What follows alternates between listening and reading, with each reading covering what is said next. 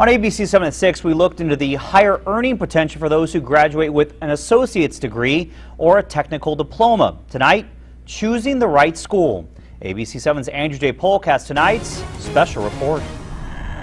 And what about our money? What about our money? Anamark College closed down suddenly earlier this year, leaving students wondering what would happen to their education and the money they'd put towards it. And Anamark's not alone. A national institution certifying private trade and associate's degree colleges shows dozens of schools have shut down since the start of this year alone. Vice President Anthony Bita spoke with me via Skype from the accreditation agency's headquarters in Washington, D.C.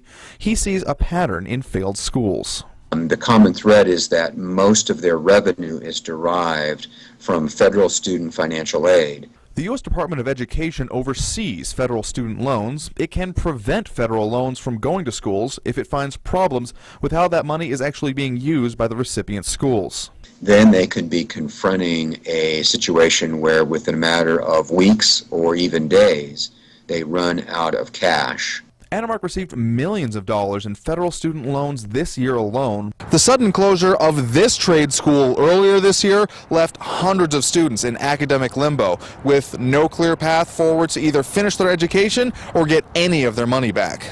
Blanca Harper is now a registered nurse working in home health care. She says that signs of financial distress were hard to spot. Well, the nurses were great. I just went at the right time and left at the right time, thank God. Blanca still had friends at Anamark when it all came tumbling down. Many of them still don't know if they'll be able to finish the education they started or get back any of the $30,000 course cost. Very sad moment, because they worked really hard for it.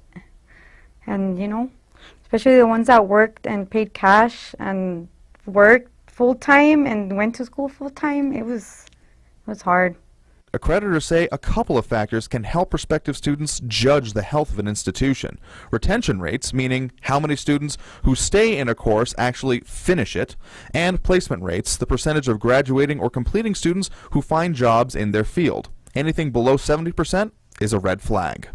El Paso's Western Technical College has a 40-year history of technical and now associate's degree education. Its placement and retention rates are both in the mid to high 70s school-wide, with high-demand programs like diesel mechanics near 90% for both. Owner and administrator Brad Kuykendall says that's due to the support and industry connections Western Tech has to offer students. It's trying to assist them in turning some of their potential stumbling blocks into stepping stones. And that's what it's about. Whether it has to do with childcare. Our main campus over on Plaza Circle has a daycare that we make available to our students. That's something that we see is very important, especially with the increasing female population. Andrew J. Polk, ABC 7. Storm Talk weather is up next. Our temperatures will be taking a bit of a nosedive later this week. That's what we are under an ABC 7 Storm Track First Alert. Doppler Dave has a preview. Doppler? Yeah, and we could still be looking